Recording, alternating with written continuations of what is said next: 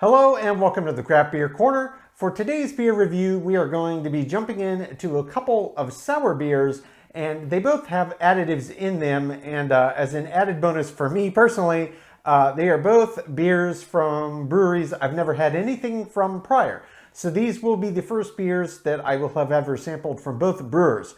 So we're going to be starting off with Man Brewery's Twilight Sparkle. This is a sour ale, clocks in at 6% ABV, and it's got boysenberries added. And they also made a note of mentioning that the hops they used are Citra and Galaxy. So this could be interesting.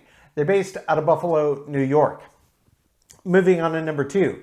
This is Nightmare Brewing Company's Windlass of Erasmus. This is a gose, clocks in at 6.5% ABV, and it's been brewed with blackberries, black currant, and black sea salt. So we've got a black theme here. They are based out of New York, New York. So we're gonna just jump right in. I'm really excited. I love trying new beers from new breweries, and it's been a while since I've done some sours, so I'm really excited to shake things up for the taste buds. So starting with Man Brewery's Twilight Sparkle, the boysenberry sour ale. This one clocks in at 6% ABV.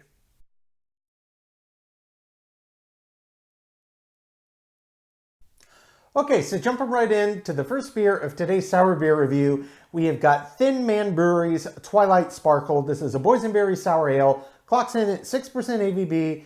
They are based out of Buffalo, New York, and they did mention that they use Citra and Galaxy hops for brewing this, so this could be pretty interesting.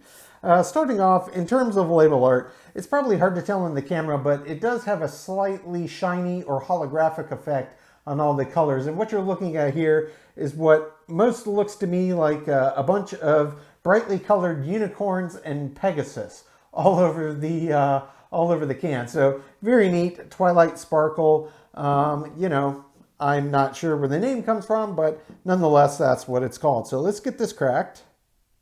Gently, gently. All right, and poured right in. And we are using my old Delirium Tremens goblet. I do find goblets work best for sour beers. So let's get this poured right in. Oh, that is a positively beautiful beer. Just positively beautiful. That is just so bright red. It puts me in mind of a framboise. It is just so pungently bright red with that classic pink foam.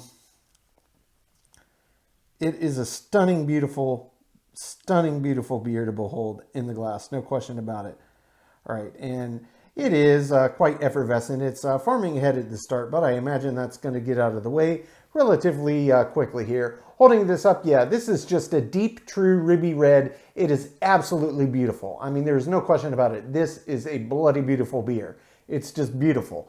And it's got a pretty pronounced aroma, I can tell you. I'm give or take a foot, maybe a little over a foot away from this beer, and I can smell it. I can smell the sour, and I can smell quite clearly that boysenberry, which gave it its depth of color, and it smells fantastic. So let's get right over the glass for a deeper sniff.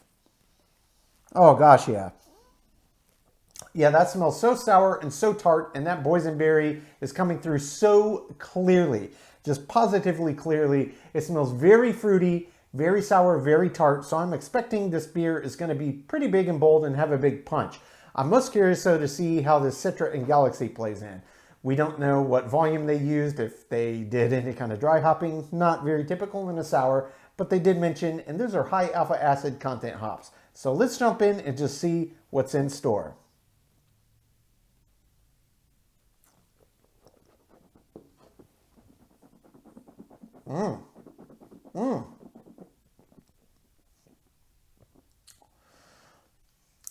Oh, yeah. Oh, wow. Oh, that's really good, guys. Oh, yeah. Ooh, that's so tasty. It's been a while since I've had a big, bold, fruited sour, and this one is exceptional. This really is exceptionally well crafted. Man, okay. So up front, first sensation, which is very typical with sours, is the sour. It's quite sour and quite tart. Is it on the upper end of the spectrum compared to most? Yes. Is it the most pungent I've ever had? No, but it's not weak. It hits you with a big punch of sour, a big punch of tart. Takes about 5 seconds before that finally dials back a bit. And in that span, the boysenberry starts to shoot out, and it is just as intense. is the sour and the tart sensation. This tastes very strongly of boysenberry, which if you've never had them, they are delicious. The best way I could describe them is almost like a cross between, they really taste like a cross between multiple different berries, honestly.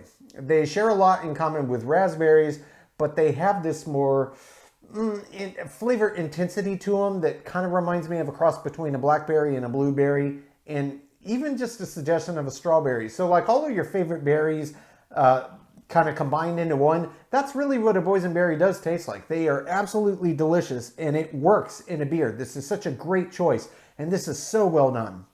I'm going to jump in for body and mouthfeel, start to explore this finish and flavor development a bit more.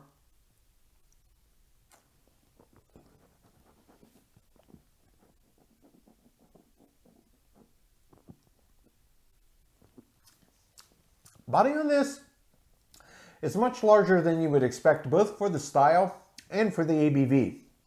It's a true proper medium, maybe even bordering on medium heavy. It's got a lot more weight to it than you would anticipate. In terms of mouthfeel, it's very effervescent and it feels mostly flat. There's not a lot of resistance, but much like with many lambics, if you start to agitate around the palate to let the flavors coat, it gets crazy silky creamy. I mean, just it starts filling up like 3 times the volume of the sip in creamy silky foam. It is just lovely. And also in terms of mouthfeel, it does have a little bit of a classic sour beer drying effect. I wouldn't call it a brute, but there's a little bit of it. There's a little bit of a drying, so it finishes very crisp, though the flavors do linger, especially for this beer style. So in terms of the flavor development, it's exactly how I described on my first sip, but it's worth noting that the finish, the way it kind of peaks pretty quickly and it holds intensity for a decent amount of time, and then it starts a pretty quick, slow descent. But when you get to the end of it, the sour and the tart gets out of the way, but you're left with this lingering, still quite intense boysenberry flavor. It just really permeates the taste buds. I can still taste it. I don't know, it's been 30 seconds. I mean, that's a very long finish on any sour, but I can taste just crystal clearly that boysenberry. It's very intense. This is a fantastic beer. I'm loving the way it tastes. I'm loving the body. I'm loving the mouthfeel. I'm loving these classic sour qualities, and in particular, the intensity of this boysenberry. It's just such a good ingredient, really for any beer, but it works great for sours. It just really does. And gosh, it's just so lovely too. The balance of this, they absolutely nailed. This is a truly fantastic beer. I don't even need to jump in for final thoughts. My thoughts are, I'm a massive fan. I'm going to take my time. I'm going to sip on this, come up with my scores. When we come back, we will get to the second beer of today's sour beer review, and that is Nightmare Brewing Company's Windlass of Erasmus, the gose brewed with blackberry, black currant, and black sea salt, that clocks in at 6.5% ABV.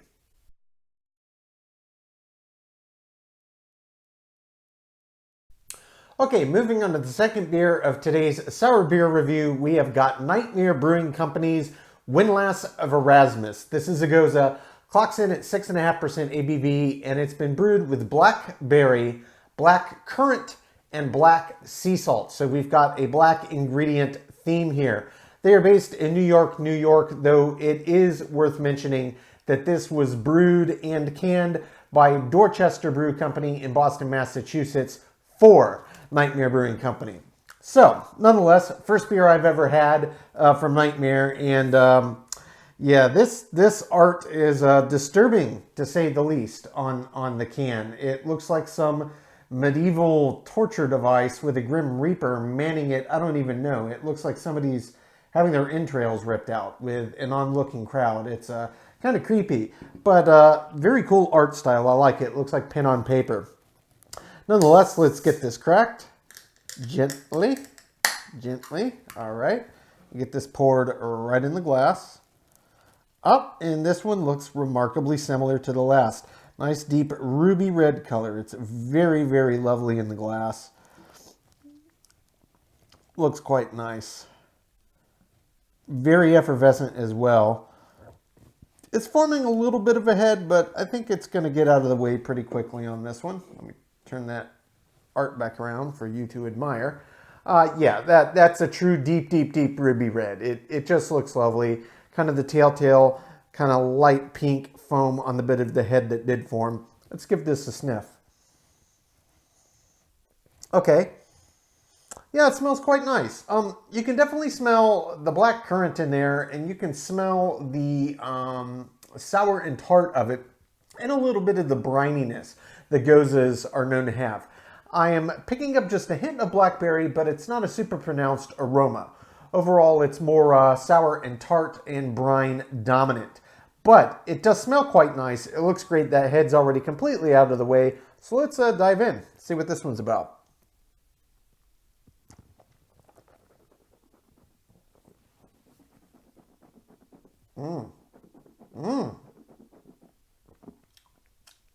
Oh.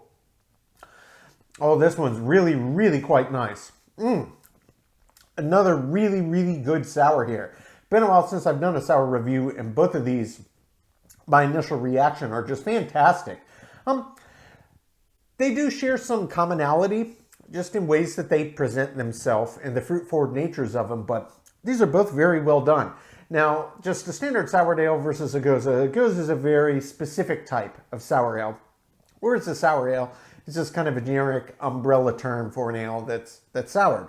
This has that classic gose brininess to it, and it doesn't have the driest sensation compared to most goses I've had. There is a little bit on the end, and in terms of the malt bill, you do get a little bit of that classic gose kind of baked good quality.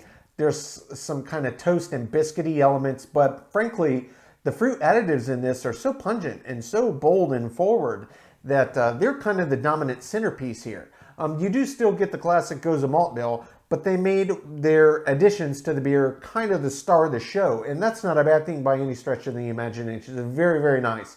Black currant and blackberries come through quite clearly, and of course the black sea salt, that's going to pair beautifully with the natural gose briny quality anyway. It's very nice, very well balanced. I'm going to jump in for body and mouthfeel.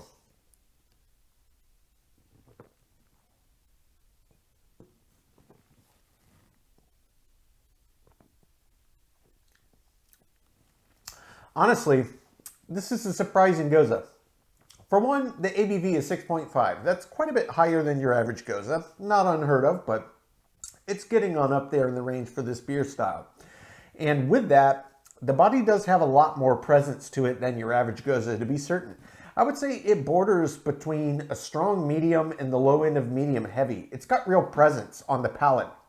In terms of mouthfeel, it's got a little bit of viscosity to it, but overall it feels like a standard gose. It's very effervescent. It's got that little bit of dryness, and if you agitate around the palate to let the flavors cut around, it does get quite creamy. Very creamy indeed. So nothing about the beer in terms of body and mouthfeel is very surprising, other than the body is a bit more robust than you would anticipate, especially for the style, but even considering the ABV range. It's got real presence. It's quite nice. The body and the mouthfeel work together with that little bit of resistance that it has. In terms of flavor development and kind of how it comes on, the first thing that you notice is indeed, as is typical with most sour beers, you're getting that sour and that tart up front. That's the first thing that you notice.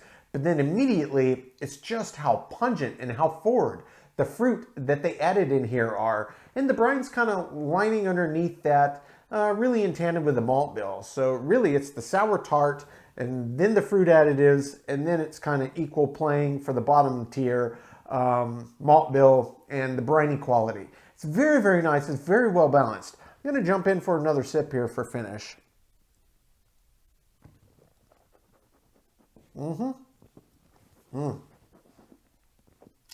Sour tart, then bam, just fruit intensity.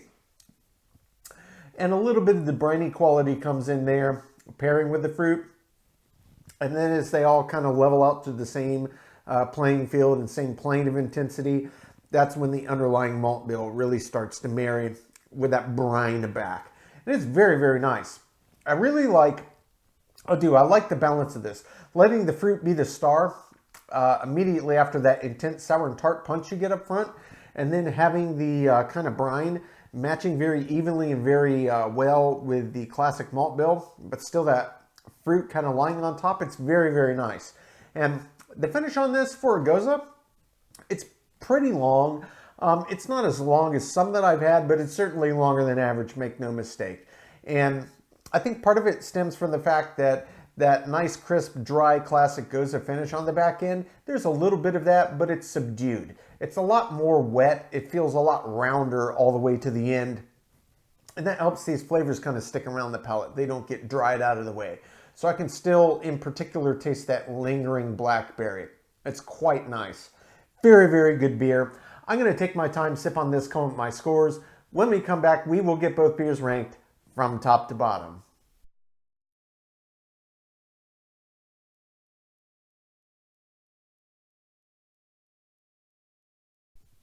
Okay, now that we've gotten to enjoy both of these delicious beers, we're going to get them ranked. Starting with Man Brewery's Twilight Sparkle. This is the boysenberry sour ale, 6% ABV, that was brewed with Citra and Galaxy hops, based out of Buffalo, New York. Starting with the aroma. Sour beers don't typically have a very pronounced aroma. Oftentimes you'll get a really strong scent from the sour and the tart and get a good idea of just how pungent that'll be. But it's quite rare that the entire bouquet really comes through. And this came through from a very great distance. Very, very unusual, but it was fantastic. 10 out of 10. For the taste, I absolutely loved the way this beer was put together. The sour and the tart had a really big punch of intensity up front. And the boysenberry, which for my money is a often underappreciated and overlooked berry, really worked in this beer style, and it was quite bold. So it had a really big, bold sour and tart, as well as the fruit, and just beautifully balanced throughout. The taste was impeccable. Gave it a 10 out of 10. For the body. I was kind of surprised at the breadth that it had for the ABV range. Actually had a real bit of presence and weight to it, which you don't often get in sours. And it wasn't off-putting. It was still appropriate for the ABV range, but it really was there. There was no light-feeling beer here at all. Gets a perfect 10 out of 10. For the mouthfeel, same story. It had a good bit of resistance that went in tandem with the body, so they kind of were working in equilibrium, but it also had those classic slight dryness to it that you get from sours. So there was nothing about the mouthfeel that I thought was out of place. It gets a perfect 10 out of 10. For the finish, sour beers are beer styles that you don't often get a very long finish, but this one did. The intensity of flavors, both in terms of the boysenberry as well as how the sour and tart side presented itself, really extended out the length of the finish on this, far longer than your average sour. And the boysenberry was so pungent, it just lingered all over the palate. It gets a 10 out of 10. For the head and retention, this one did form a head, and it took 20-30 seconds, but it finally settled out of the way. Not that big of a deal, but again, sour beers, you don't want a mouthful of sour foam. But it did a pretty good job, above average to be certain. It gets an 8 out of 10. For the appearance, this was just a stunningly beautiful beer, a true deep ruby red from all those delicious boysenberries. It gets a 10 out of 10. For the balance, I alluded to this when I was talking about the taste, and I come back to it full force in terms of balance. Striking a balance in a sour between getting enough pungency of sour and tart, as well as letting your malt bill come through and any additives, in this case boysenberry, and they absolutely nailed it. I did not find myself wanting for extra sour or tart or boysenberry presence or the underlying malt bill. It was all there in full force, in beautiful harmony. It gets a 10 out of 10. Feeling in the intangible. I loved it. I absolutely did. It's been a long time since I've had a sour that I enjoyed this well. It gets a perfect 10 out of 10. Finally, as an example of the style, this beer pretty much was a home run across the board. Really, the head and retention, and I'm honestly nitpicking there a bit, but everything else, it nailed. This is about as good as it gets. Gets a 10 out of 10, which brings the total score on Man Brewery's Twilight Sparkle to a 98 out of 100. A very high score. One of the highest scoring beers we've done this year, and well deserved. Moving on to beer number 2. This is Nightmare Brewing Company's Windlass of Erasmus. This is a gose, clocks in at 6.5% ABV, brewed with blackberry, black currant, and black sea salt. Based out of New York, New York, though, to recap, it was brewed and canned for Nightmare Brewing by Dorchester Brewing Company based out of Boston, Massachusetts. Starting with the aroma. The aroma on this beer was fine. You could smell it, but you had to get pretty close to it. It wasn't anything like the first one where you could smell 1.5 to 2 feet away. But it smelled quite nice. I got a good bit of the sour tart and the underlying additives, and that classic gose brininess did come through on the nose as well. Above average, it gets a 6 out of 10. For the taste, this was another one I thought was just an absolute home run in terms of what they did with the flavors and how they blended them together. Honestly, both of these are two of the best sours I've had all year. No question about it. They were just slam dunk, well done sour beers. The blackberry came through beautifully. The black currant came through beautifully. Black sea salt, you can't really pick that out, but in a gose you can get that underlying brininess. And it was just beautiful. And all of the flavors were stacked in harmony. I give it a 10 out of 10. For the body, the first one was a 6%. I was impressed. This 0.5% higher, I was even more impressed. But it was a similar story. Nice robust body that had far more presence than your average gose, but it's also a higher ABV range, and it didn't feel out of place for the ABV range. Give it a perfect 10 out of 10. For the mouthfeel. The mouthfeel on this one was quite nice. Overall, the resistance and viscosity had paired, again, just absolutely perfectly with the sense of the body. The only thing I thought about on this one was it wasn't quite as clean and crisp and dry as a classic gose finish. It didn't miss the mark by much, but I did dock 1 point. It gets a 9 out of 10. For the finish. Finish on this beer was far longer than your average gose, make no mistake, but it was in a very different category than this first beer by comparison.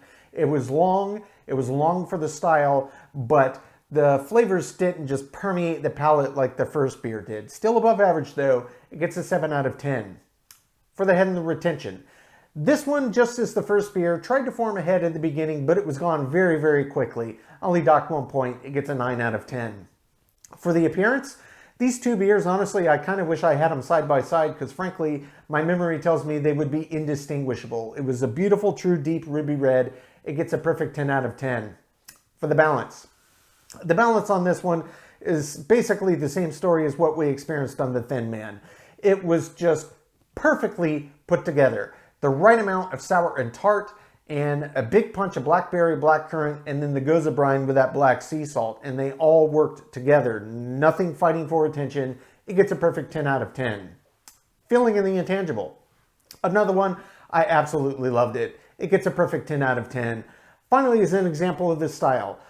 This one did lose a few points in a few categories that the first beer did not. Notably in terms of the finish and the aroma, but honestly, this beer, again, was just so well put together. It was so strong and was just a pleasurable drinking experience.